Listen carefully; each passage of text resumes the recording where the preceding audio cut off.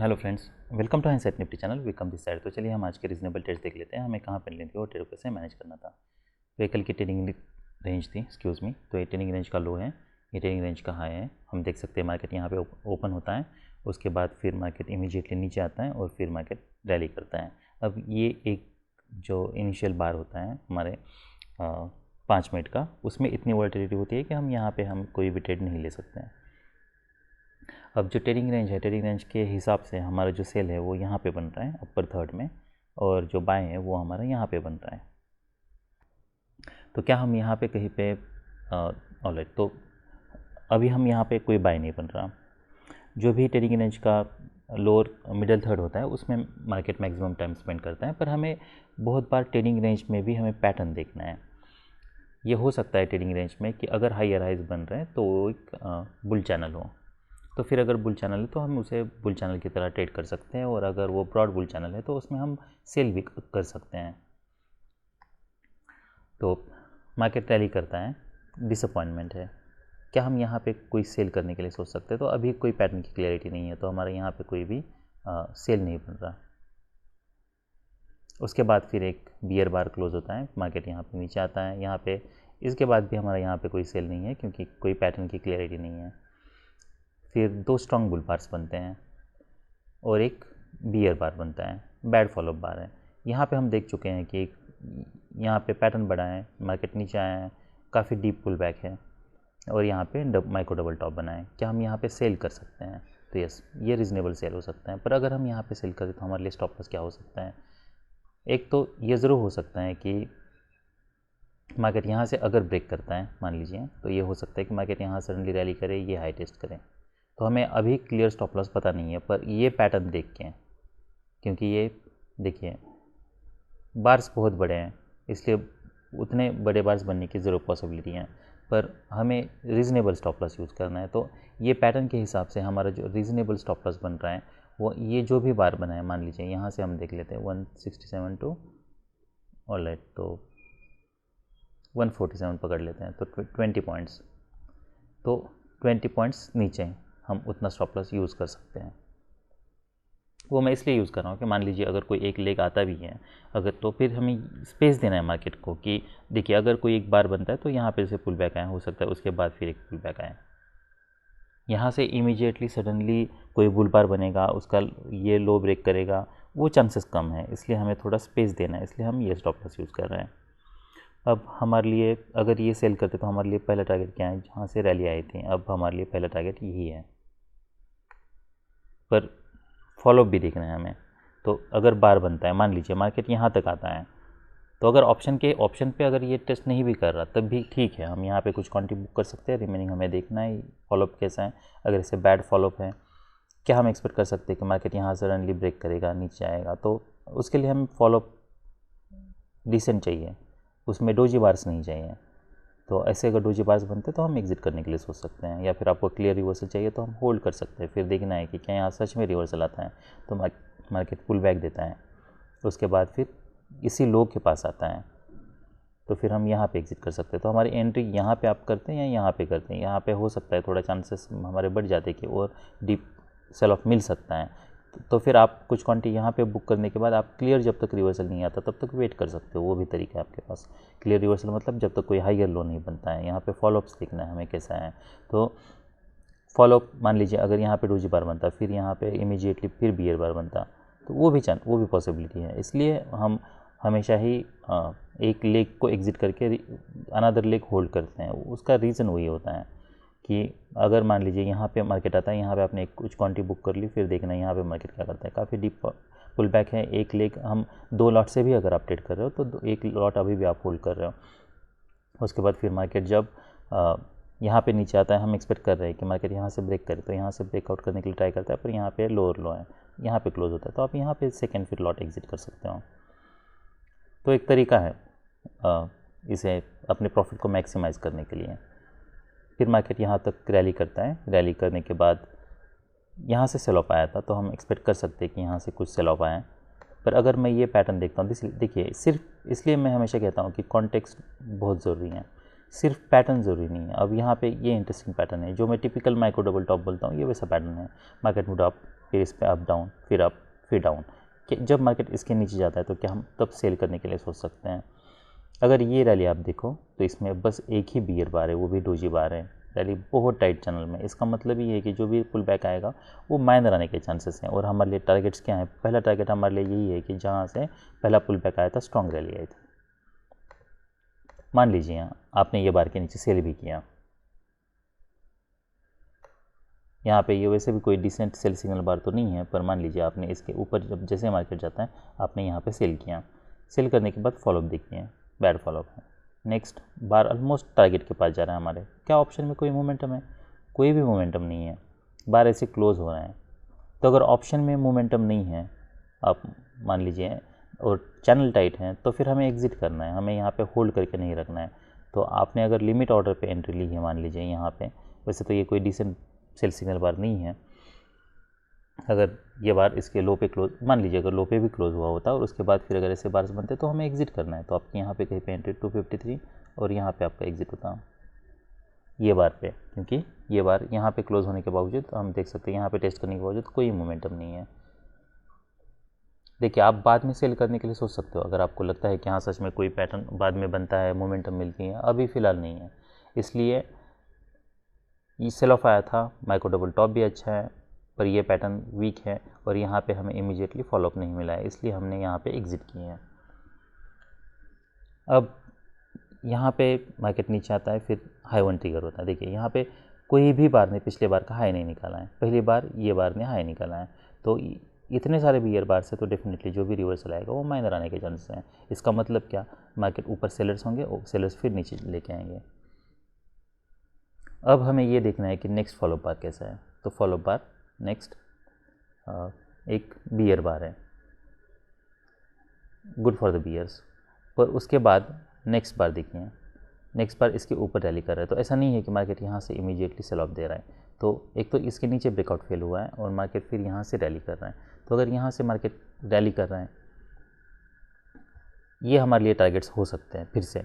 तो हम जब मार्केट यहाँ से रैली कर रहे हैं या ये जो ओपन है ये बियर बार का, जैसे ओपन निकलता है यहाँ से मार्केट रैली कर रहा है, तब हम यहाँ पे बाय करने के लिए सोच सकते हैं। हम ये स्टॉप लॉस यूज़ कर सकते हैं, कम स्टॉप यूज़ कर सकते हैं। हमें देखना है मार्केट यहाँ पे हाई के पास क्या करता है, यहाँ पे मोमेंटम ब्रेक होती है, मार्केट फिर ब्रेक करता है, तो ये एक तरीका है। क्योंकि वो हम क्यों बाय कर रहे हैं, क्योंकि हाई वन बाय, यहाँ पे हाई वन ट्रिगर हुआ है, मार्केट फिर नीचे आता है और मार्केट फिर इसके नीचे ऊपर जा रहा है, तो ये स्पेस है और यहाँ पे हाई टू ट्रिगर होने के चांसेस हैं।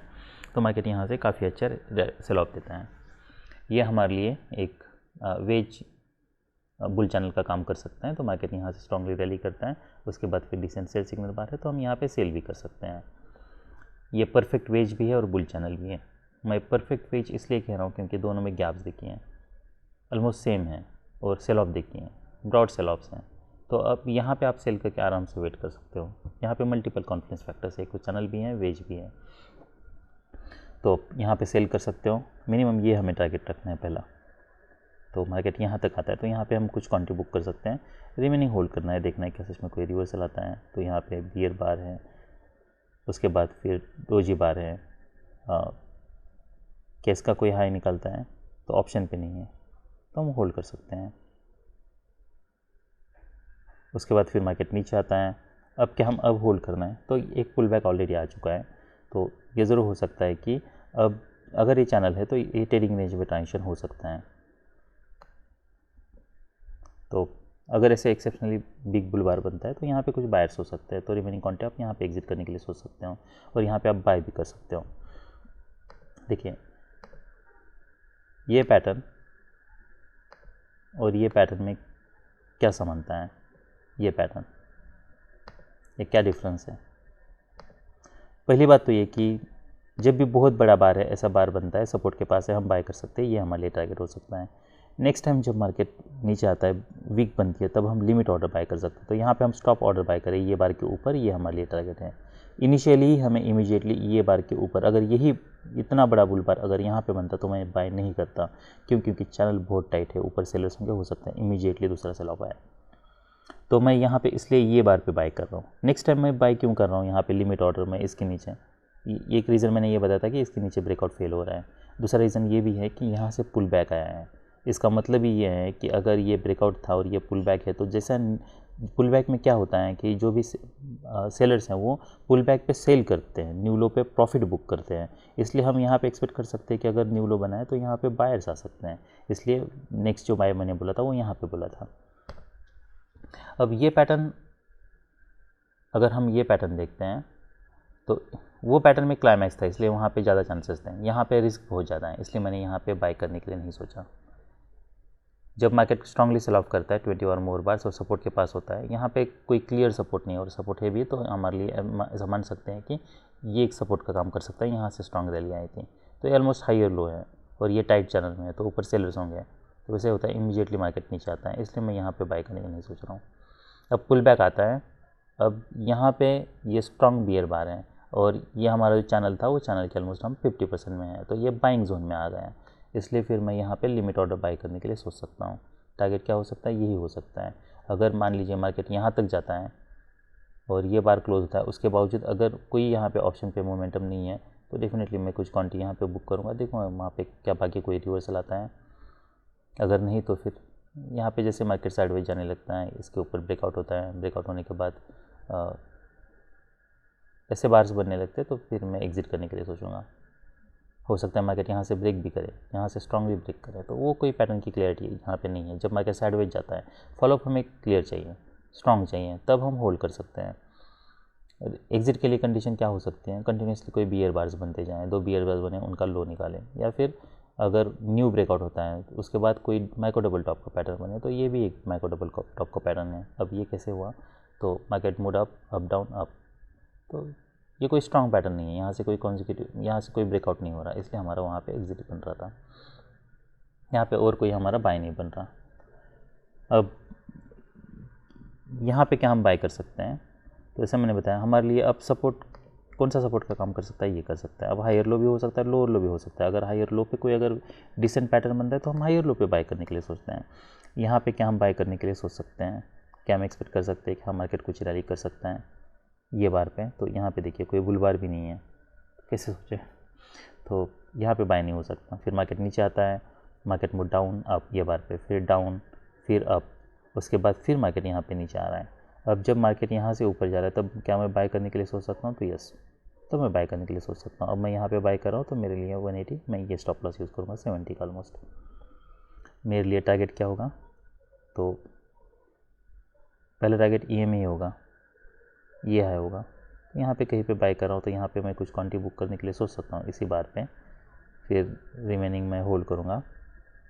और ये इतना स्ट्रांग बार क्लोज होने के बावजूद भी अगर इतनी ही मोमेंटम है उसके ऊपर वीक है, तो फिर मैं यहाँ पे एग्जिट करने के लिए सोचूंगा। मैं बाइक के फॉलोअप बार्स के लिए भी वेट नहीं करूँगा, क्योंकि ये ट्रेडिंग रेंज का हाई हो सकता है।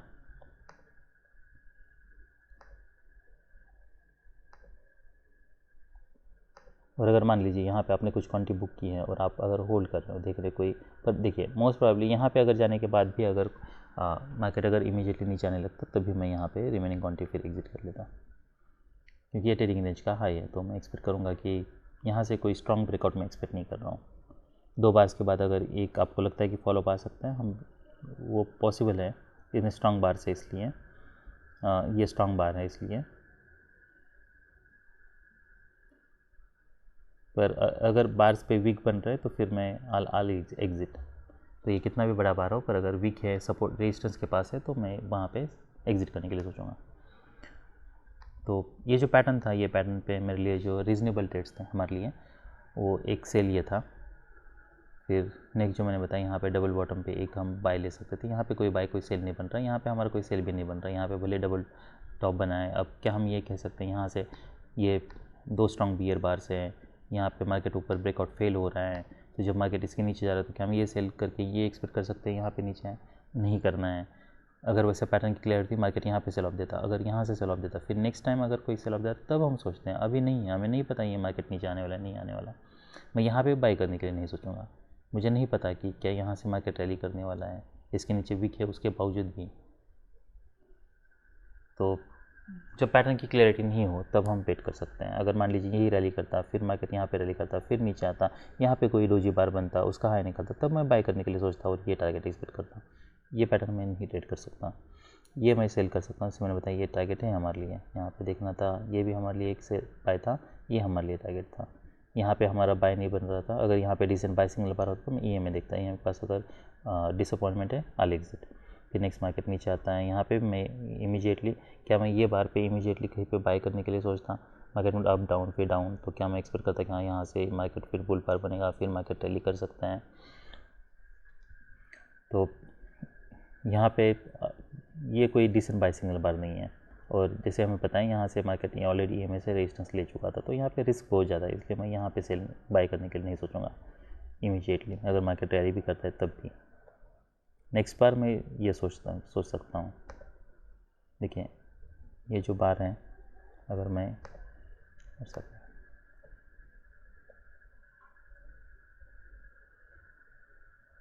ऑलराइट,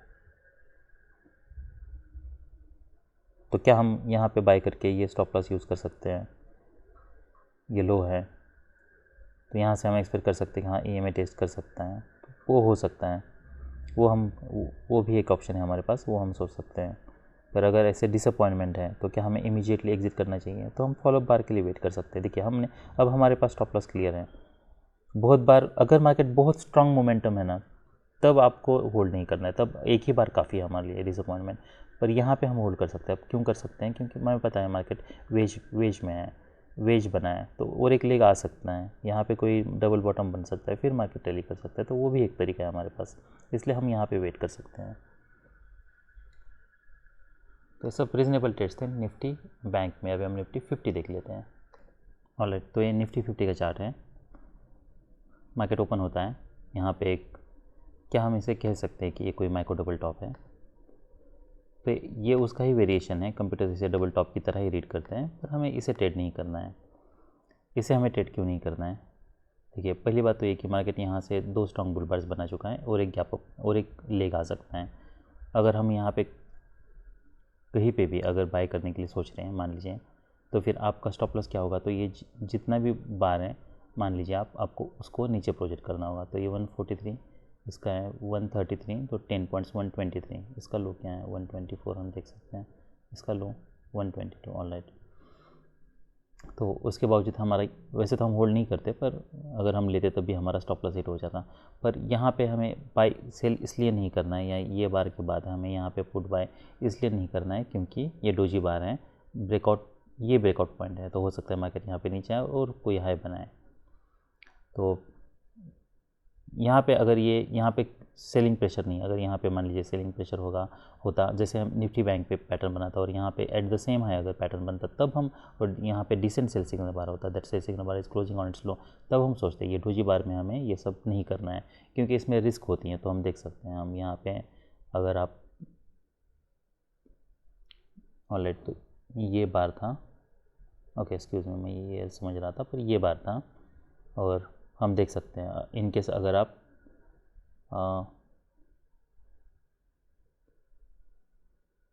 ऑलराइट, तो हम यहाँ पे सेल करते तो हमारे लिए स्टॉप लॉस,